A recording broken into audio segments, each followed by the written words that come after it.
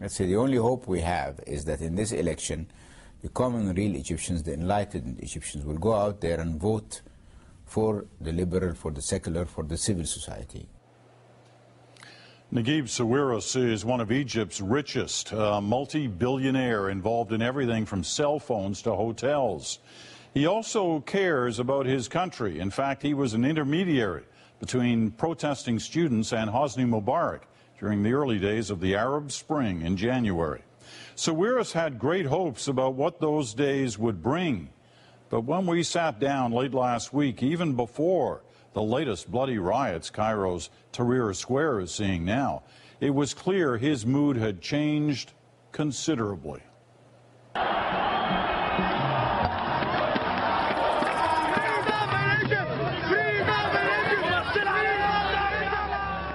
It's been 9 months since the new Egypt was born, and we were used to in those days seeing you looking very optimistic, excited, eager, smiling.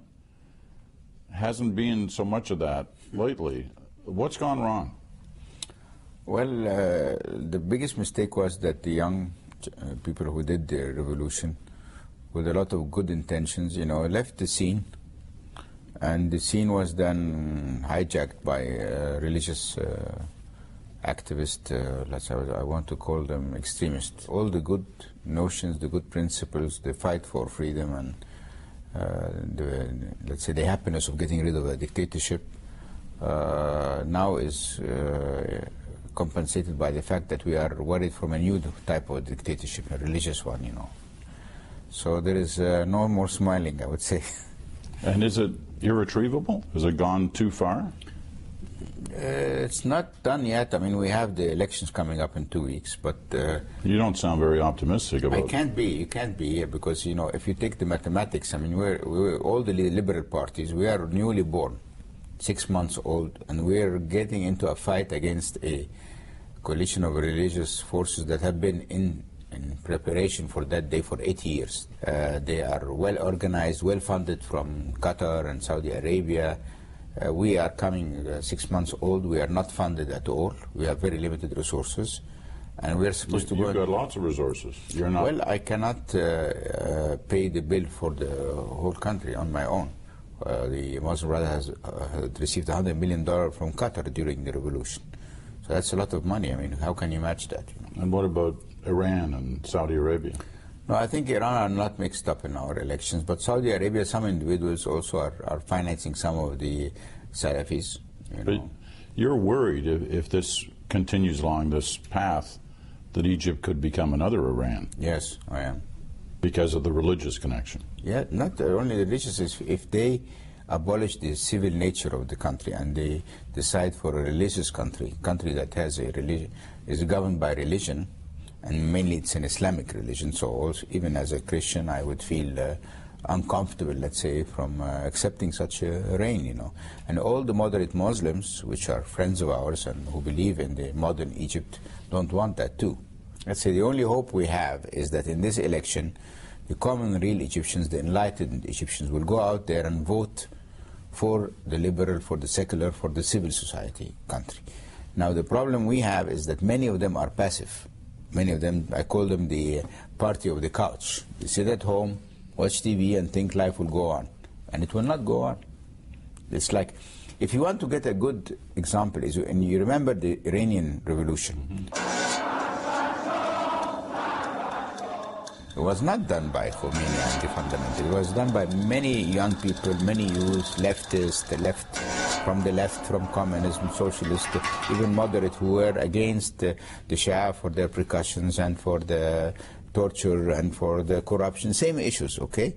And suddenly, Mr. Khomeini arrives from Paris and takes over, and it turns into what it is today, and then you got this guy, Ahmadinejad or whatever. Look at how he looks. I mean. So I'm sure all the Iranians did not expect that to happen. So, and the West is watching. It's not really active. It's just like sitting there and watching. I mean, the others are acting. What do you want the West to do? They could have supported the liberal parties. They have done nothing to support them. But don't they have to be careful about, in any way, seeming like they're intervening? So why are the other ones not careful? Why can Qatar do that and Saudi Arabia, and you have to be careful? Either you prevent them from doing what they're doing, or you don't be careful. Take us into the world after the election for a moment. If a Muslim Brotherhood party wins this election, is there room still in that Egypt we will for fight you? Till the end. But what do you mean by fight? We will be in the next parliament, even with a minority. We will be in the opposition. We will mobilize the Egyptians, the free Egyptians, to fight for the neutrality and the civil nature of Egypt. We will not surrender to a religious state. So they win, they don't win, we will be there and we will be continuing our fight. But continuing the fight in a democratic fashion? Of course. I mean, you would respect the election outcome. We have to. As a Democrat, we have to. You had connections with the Mubarak people. You knew Mubarak. You talked with Mubarak. You were a part of the kind of intermediary force during the negotiations in his last days. Do you think, looking back now, it was a mistake? No. The problem is that actually it is the Mubarak to blame to what we are in today. Because he had not allowed during his reign liberal people like us, advanced young people, to have a different voice than the National Party they had. So while the Muslim Brotherhood operated underground, were completely organized, had their branches, had their finances, had their infrastructure ready. So when the day came for the competition, they're much more stronger. Or what they used to tell us, well, if you don't take me as Mubarak and my party, you will have to end up with these people. So what kind of a choice is that? There must be another choice, you know. So people like me who were not in his party, who did not like the party, who did not approve of the succession theory of his son, were lost. We had no party. So when when the revolution came, we thought after that you know, everything will go the right way, and the right way would have been to write the constitution first to make sure that the civil nature of Egypt is maintained, then to have the election of the presidency, so we have a president, we don't have to have the military ruling, and then we do the elections for the parliament. So, well, help me understand why people like Mubarak. We saw Gaddafi, who was certainly no friend of yours, or anyone you had any respect for, next door, in Libya, being shot in the head after being trapped in a sewer. No, that's exactly a criminal. That's a criminal act. Even no, but what I'm trying to understand is why don't people like that get it in the final days? How can they not see what's happening in their country? Because for 40 years, 30 years, they live in a completely different sphere. Everybody's scared from them. Everybody smiles in their face. Everybody does whatever they tell them, even if it's wrong. How would you ever think like that? You get disengaged from the reality. Well, the best example is even now, if you look at Bashar al-Assad, for example. I mean, he definitely, he gets the Oscar. He sees what happened in Tunisia. He sees what happened then in Yemen. He sees what happened in Libya and in Egypt, okay? And then what happened in Libya, and he doesn't get it. So what more do you want? I mean, he has seen the same circumstances, same scenario, and still he keeps on killing his own people every day.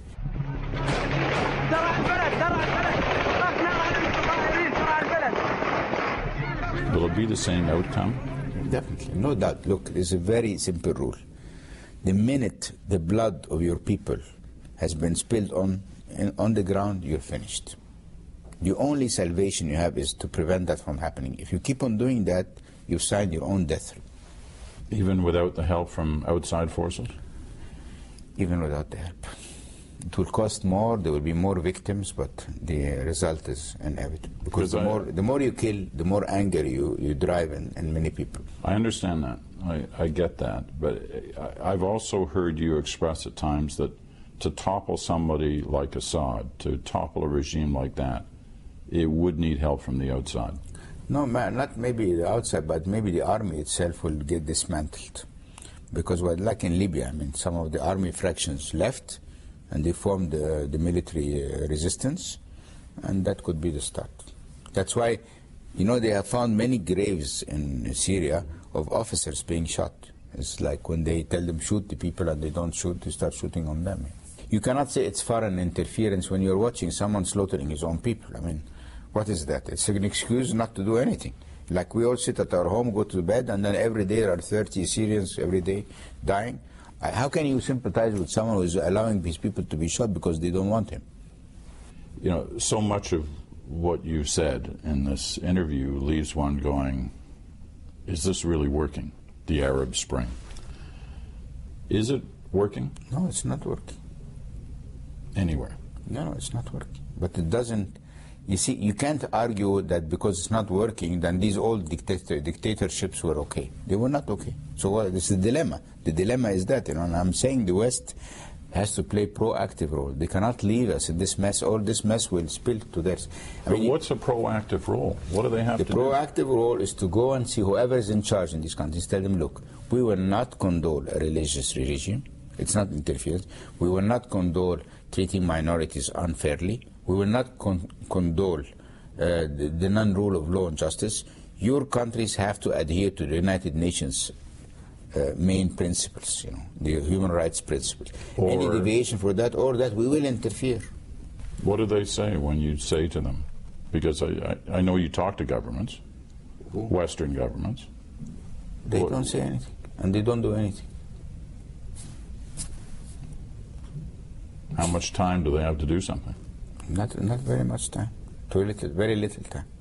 And I'm not telling governments go and bring your armies and interfere. I'm just telling them is you need to be proactive. You need to monitor the situation. You need to try and help rebuilding these countries in a democratic way, not to leave it drift. You know, equality, right of freedom of speech, right to get any job they are qualified for, not based on their race or religion. We're not asking for miracles. You know. Fascinating talking to you. Thank you. Wish you luck. We need it. الذين كفروا ينفقون أموالهم ليصدوا عن سبيل الله فسينفقونها ثم تكون عليهم حسرة ثم يغلبون